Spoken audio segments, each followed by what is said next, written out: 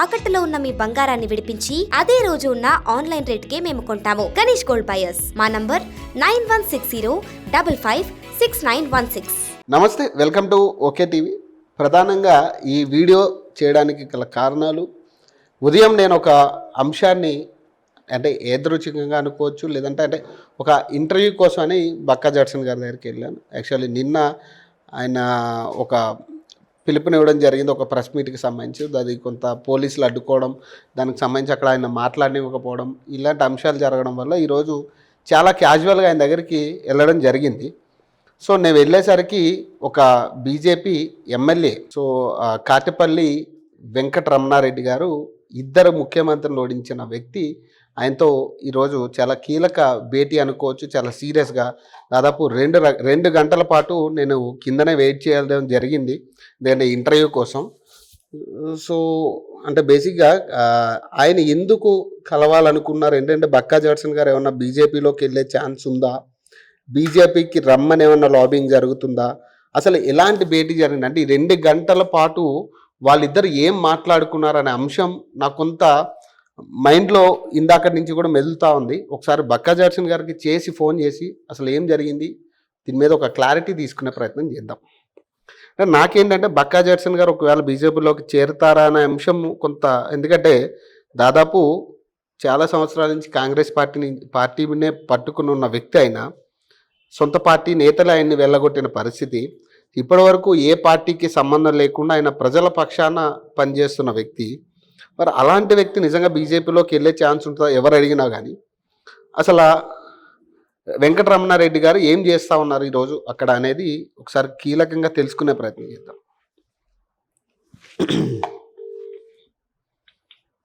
Hello sir. Brother. Sir ఫ్రీగానే ఉన్నారా?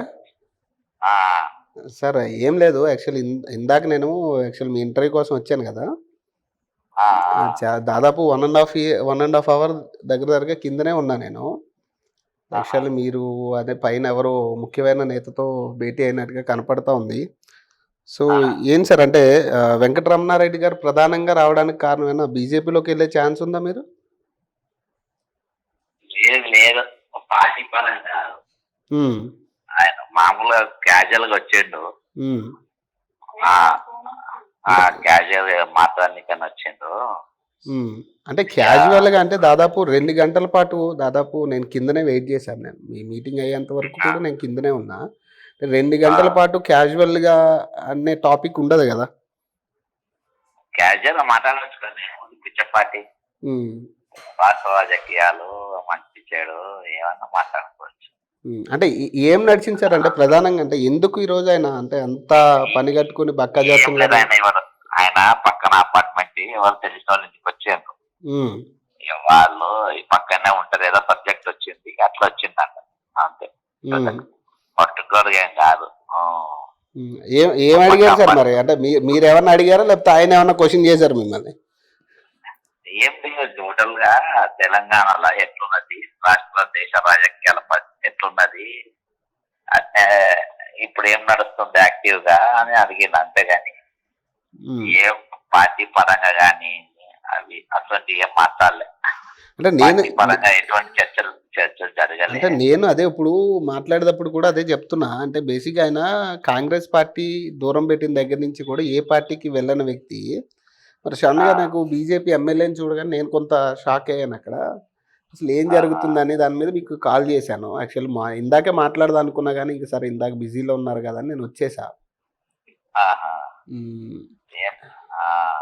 ఏమంతా అంటే మామూలుగా ప్రెసెంట్ సిచ్యుయేషన్ తెలంగాణ పరిస్థితి ఎట్లున్నది, తెలంగాణ రాజకీయాలు ఎట్లున్నాయి అని అంటే రెగ్యులర్ గా జర కొంచెం చూస్తారు, సోషల్ మీడియాలో చూస్తారంట, అదే పక్కనే ఉంటాడు అని అట్లా ఏదో యాదృచ్ఛికంగా వారి ఇంట్లో చర్చకు వస్తే సరే పక్కనే కదా అని అట్లా వచ్చిండు. నేను కూడా అప్పుడే బయటకు వెళ్ళొచ్చిన. అంటే ఇది యాదృచ్ఛికంగానే జరిగిందా లేకపోతే అంటే అనుకునేమన్నా?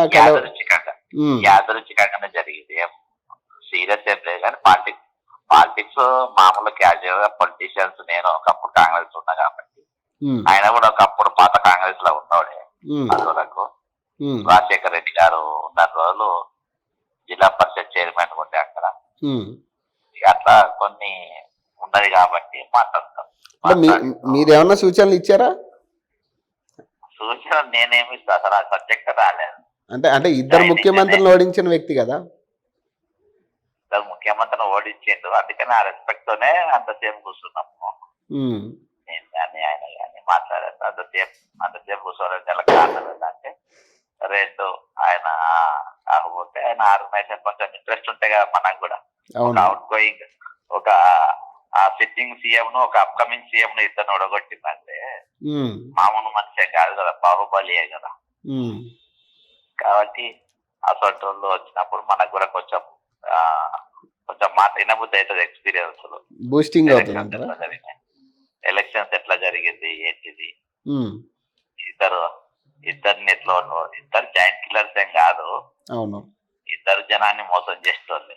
ఉమ్, ఇద్దరు మోసం చేస్తోంది ఎట్లా కొట్టగలిగినావు అది ఇది అని చెప్పి ఉమ్. మాట్లాడినా.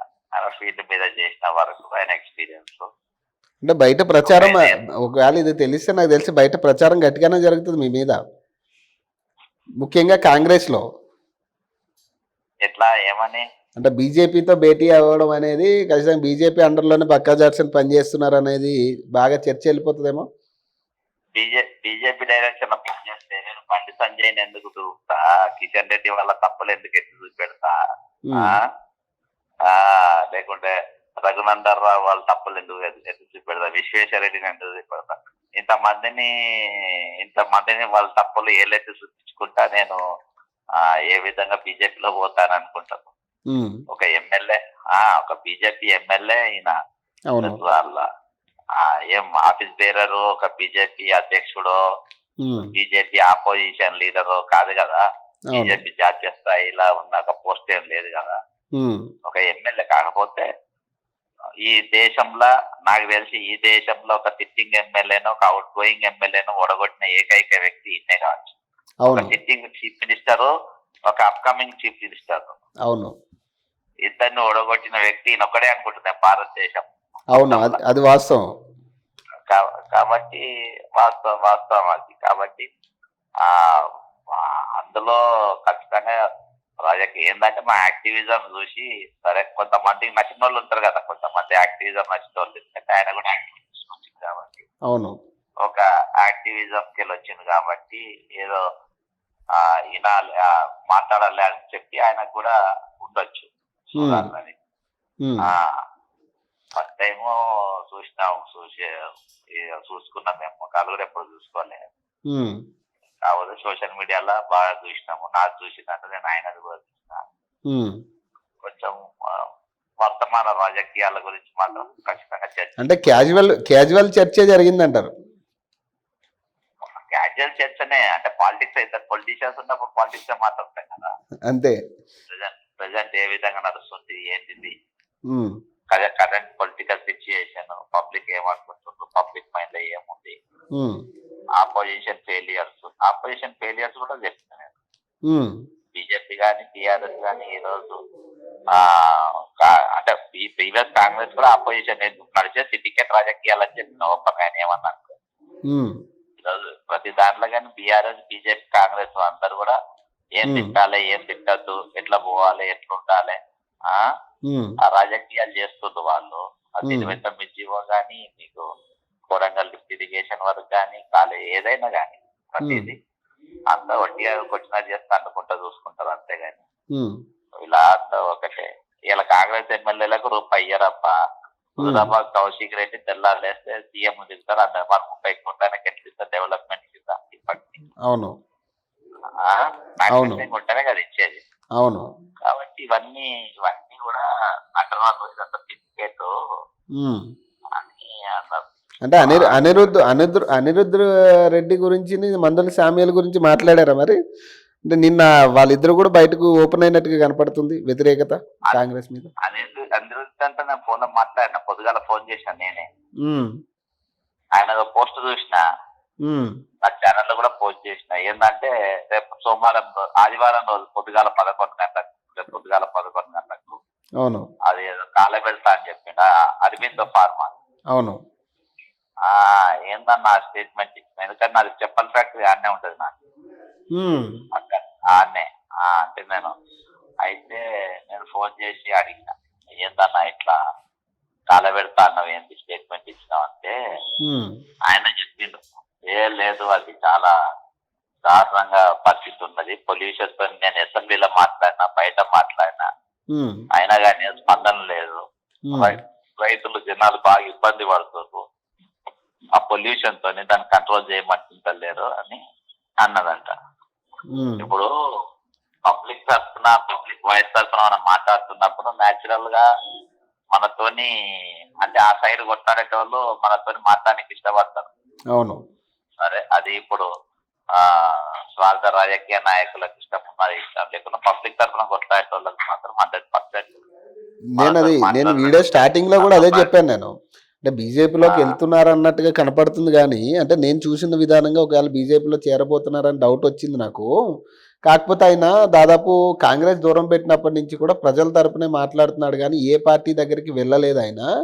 మరి ఓ రకంగా అలా కూడా నాకు డౌట్ ఉందని చెప్పేసి మీకు ఫోన్ చేసి అప్పుడు బీజేపీ ఏం ఉద్యమం చేసిందని బీజేపీలో జాయిన్ అవుతా, బీజేపీ ఏం నిలువరించిందని చెప్పి మాట్లాడుతా నేను జాయిన్ అవుతాను. ఇలా ఒక బిల్లు పట్టుకొని వచ్చి ఒక టెండర్ పట్టుకొని వచ్చింది, ఇప్పుడు అన్ని ఫోన్లు ట్యాపింగ్ చేస్తారంట, మెగాసిస్ లాంటి ఇది ఎన్హెచ్ఆర్సీ నేను కేసు పెట్టిన ఇవాళ. అవును, దాన్ని తీసుకొని వస్తున్నట్టు ఏం దాని గురించి మాట్లాడు బీజేపీ గురించి మాట్లాడడానికి ఏముండదు అంటారు, నాయకులు జాయిన్ కానీ ఏముండదు. అలాగే సార్, ఇప్పుడు నిన్న మిమ్మల్ని బయటికి వెళ్ళనివ్వలేదు కదా మిమ్మల్ని. ఇప్పుడు పోలీసులు కూడా నాకు తెలిసి నిన్న చాలా ఘోరమైన పరిస్థితులు. అయితే అదే సబ్జెక్ట్ వచ్చిందట పక్క అపార్ట్మెంట్ లో పోయినప్పుడు, ఇక్కడ కూడా ఒక ఆయన ఉంటాడు ఫుల్ ఎప్పుడు ఇది నిన్నంతా అరెస్ట్ ఉంటే పోలీసులు నిన్నంతా హంగామా ఉండే అంటే ఎవరని ఇట్లా పక్క చేస్తున్నారు, అదే ఆయన కలవాలి అని అట్లా వచ్చిండు ఆయన. ఆ పోలీసులు చేయబట్టి నేను ఇష్యూ చేయబట్టే అక్కడ ఈ వాళ్ళ జర బాగా చర్చ జరిగింది, పొలిటీషియన్ కాబట్టి చెప్పి. అంటే ఈ రోజు కొత్త డీజీపీ కూడా శివధర్ రెడ్డి ఈ సోషల్ మీడియాలో ఇష్టారాజ్యం అనుకుంటే ఉపేక్షించమని చెప్పేసి ఒక నోటీస్ బయటకు వదిలేరు కదా, పోలీసులను టార్గెట్ చేసి మాట్లాడితే కఠినంగా వ్యవహరిస్తాం, పోలీసులు తప్పు చేసినట్లు భావిస్తే కోర్టుకు వెళ్ళొచ్చు అని చెప్తున్నారు. అవునబ్బా, ఇప్పుడు వాళ్ళు తెస్తారు, తెచ్చిండ్రు, ఆయన డీజీపీ అయినప్పుడే తెలిసి ఎక్కువ కేసులు పెడతారు, జనాల పైన ఇబ్బంది పెడతారు అని అర్థమైపోయింది. పెడతారు, పెట్టని వాళ్ళు వాళ్ళ పని అదే. అర్థమైందా? ఇందాక ఇంటెలిజెన్స్ రేవంత్ రెడ్డి గారు ఎంత చెప్తే ఆయన ఒక పని చేయాలి, హోంమంత్రి డీజీపీగా చేసింది కాబట్టి ఆయన చేయాలి. చేయండి. ఇప్పుడు గతంలో శివధరెడ్డి గారు ఏం చేసిండ్రు, ఆయన ఏ విధంగా అందరికి తెలుసు కదా. కాబట్టి వాళ్ళ స్టైల్ తోటి వాళ్ళు చేస్తా ఉంటారు. మీ స్టైల్ అయితే మార్చుకోరా? మీ సోషల్ మీడియా స్టైల్ అయితే మారదంటారు? అదే మనం ఏమైనా తప్పు మాట్లాడతామో బహుమతి ఉన్నట్టు మాట్లాడతాం. ఇప్పుడు ఒక ఎగ్జాంపుల్ చెప్తాపా, మెయిల్ ద్వారా మొన్న ఆఫీస్ పోలీస్ కంప్లైంట్ ఇచ్చిన పవన్ కళ్యాణ్ కత్తి తిప్పిన స్టేజ్ మీద. అవును, ఆ కత్తి తిప్పిన కరెక్టా రాగా శివధరెడ్డి గారు చెప్పమనండి. కత్తి తిప్పొచ్చా, తిప్పుడు తప్పని నేను సోషల్ మీడియా మాట్లాడితే జైల్లో పెట్టమనండి. అవును, ఒకవేళ కత్తి తిప్పుడు తప్పైతే ఆయన జైల్లో పెట్టండి. ఇక్కడ సిన్సియారిటీ ట్రాన్స్పరెంట్ ఇలా బయటపడుతుంది కదా. అవును, ఆఫీస్ పోలీస్ స్టేషన్ పోతా నేను పోయి పిటిషన్ ఇస్తా, నేను మెయిల్ ద్వారా పీటీకి పంపిన, ఇప్పుడు ఈయనకు ఆఫీస్ పోలీస్ స్టేషన్ పంపిన, ఏసీబీకి పంపిన, సెంట్రల్ జోన్ డీసీపీకి పంపిన. ఇప్పుడు కత్తి తిప్పుడు శివధర్ రెడ్డి గారికి స్ట్రేట్ క్వశ్చన్, మీరు ఈ కత్తి తిప్పడం అనేది కరెక్టా రాగా? స్టేజ్ మీద వేదిక మీద కథానాయన టైప్ కత్తి అంత పెద్ద తలవారు పట్టుకోవచ్చునా? ఒక గన్ మ్యాన్ కు ఆయన సెక్యూరిటీకి జరైతే తొట్టిలో ప్రాణాపాయం తగ్గింది. అవును, ఫస్ట్ ఈ క్వశ్చన్ ఆన్సర్ చేయమని ఇటువంటి మేము చూపెడతాం. ఇంకొకటి, రేవంత్ రెడ్డి గారి భార్యకు వాళ్ళు నడుస్తా ఉంటే వాళ్ళకున్న సెక్యూరిటీకి ఉన్న గన్ మ్యాన్ గొడుగు పట్టుకుంటూ ఆయన గొడుగు పట్టుకోవచ్చునా పట్టుకోవద్దా నా రెండో క్వశ్చన్. ఓకేనా? పట్టుకోవడం తప్పు కాదంటే మరి పెద్ద మనిషి రామచంద్రారెడ్డి గారికి ఆంధ్రాలకు వచ్చేసి అక్కడ గవర్నమెంట్ ఎందుకు సస్పెండ్ చేసిండ్రు? అవును, అదేదా. ఇంకొక క్వశ్చన్ కూడా నేను డీజీపీ గారికి వేస్తా, మూడో క్వశ్చన్. ఏసీబీకి red hand, anti corruption bureau పోలీసులకు రెడ్ హ్యాండ్ గా రేవంత్ రెడ్డి గారు పైసలతో దొరికి కేసు నడుస్తుంది ఓటుకు నోటు. అవును. దానికి మంత్రిగా ఉన్నప్పుడు దీన్ని మీరు నిష్పక్షపాతంగా పనిచేయగలుగుతారా, చేయలేరా? ఉమ్, మేము చేస్తాము అని అంటే మరి ఇప్పటిదాకా ఆయన జైలుకి ఎందుకు పోలే? ఉమ్, మీరు ఫెయిల్ అయినట్టే కదా. చేయలేము అన్నప్పుడు డీజీపీకి ఇవ్వచ్చు కదా, అది అవును. సిబిఐకో ఏసీబీకో ఇవ్వచ్చు కదా. అవును. సిబిఐకో ఇంకా వేరే డిపార్ట్మెంట్ ఉంటాయి కదా పైన, అవును. వాళ్ళకి ఇవ్వచ్చు కదా. అంటే కాబట్టి సోషల్ మీడియా ఇటువంటి పట్టుకుంటేదమ్మా. ఉమ్, మాకు లీగాలిటీ తెలుసు, మేము ఏం మాట్లాడదాం మాకు కూడా తెలుసు. అంటే ఈ బదిలీలన్నీ కూడా ప్రీ ప్లాన్డేనా? ఏవి ఈ బదిలీలు ఈ రోజు బదిలీలు అవుతా ఉన్నాయి కదా, ఏసీపీలు డీసీపీలు. అంటే ఆయన టీం తెచ్చుకుంటారు కదా. ఇదే డ్యూటీ మైండెడ్ ఆఫీసర్, రైట్. మంచి మంచి మంచి ఆఫీసర్, నిజాయితీ గల ఆఫీసరే. కానీ రేవంత్ రెడ్డికి ఇప్పుడు బ్రదర్ వాళ్ళ లైఫ్ లో చేసే లాస్ట్ కోర్స్ ఇదే. దీంతోనే వాళ్ళు ఏందనేది ఇక లైఫ్ లాంగ్ మిగిలిపోతుంది.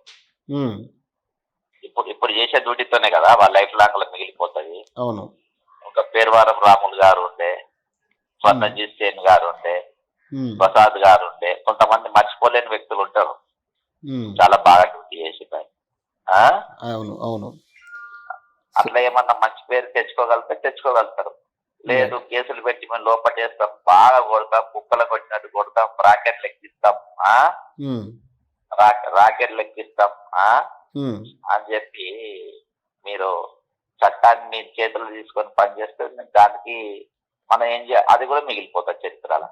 రైట్. కాబట్టి ఏవైనా మీ డ్యూటీ తర్వాత ఇవన్నీ మిగిలిపోయేది. సజ్జన్నర్ గారి పీరియడ్లు ఉన్నది, ఎన్కౌంటర్లు గుర్తొస్తాయి. ఎన్కౌంటర్లు చేసినాక ఆయన మీద పూలు చల్లిండ్రు, అవి కూడా గుర్తుకొస్తాయి శాసనగంగా. అట్లా ఫేమస్. అంటే ఇప్పుడు సిటీలో ఎన్కౌంటర్ జరగబోతున్నాయా లేకుంటే ఏ విధంగా డ్యూటీ చేయబోతున్నారు? కానీ సోషల్ మీడియా యూట్యూబర్స్ అయితే 100% టార్గెట్ బ్రదర్ వీళ్ళిద్దరు నేతృత్వంలో. రైట్. Right sir. సో ఈ రోజైతే క్యాజువల్ భేటీ, క్యాజువల్ బయటి, కానీ ఇంపార్టెన్స్ వచ్చేసి మాట్లాడుకున్నాం, అందులో doubt. Right sir. Right sir. Thank you sir. Thank you. So అది చాలా క్యాజువల్ భేటీ, కానీ చాలా ఇంపార్టెంట్ సబ్జెక్ట్ మాట్లాడుకున్నాం అనేది ఆయన చెప్తున్నమాట. సో బీజేపీలోకి వెళ్ళే పరిస్థితి అయితే లేదు అనేది ఆయన ఒక క్లారిటీ ఇవ్వడం జరిగింది. సో ఏదైతే ఇప్పుడు డీజీపీలు ఏసీపీలు మారుతూ ఉన్నారో బదిలీలకు సంబంధించి కేవలం టార్గెట్ సోషల్ మీడియా వ్యవస్థ, సోషల్ మీడియా ఏవైతే ఇప్పుడు సోషల్ మీడియా అడ్డు పెట్టుకుని ప్రభావితం చేస్తూ ఉన్నారో పబ్లిక్ని, సో వాళ్ళని టార్గెట్గా చేసి ఎన్కౌంటర్లు ఏమైనా చేసే ప్లాన్లో ఉందా గవర్నమెంట్ అనే ఆలోచన ఆయన లేపుతా ఉన్నారు. సో మరిన్ని అప్డేట్స్ కోసం చూస్తూనే ఉండండి ఓకే టీవీ.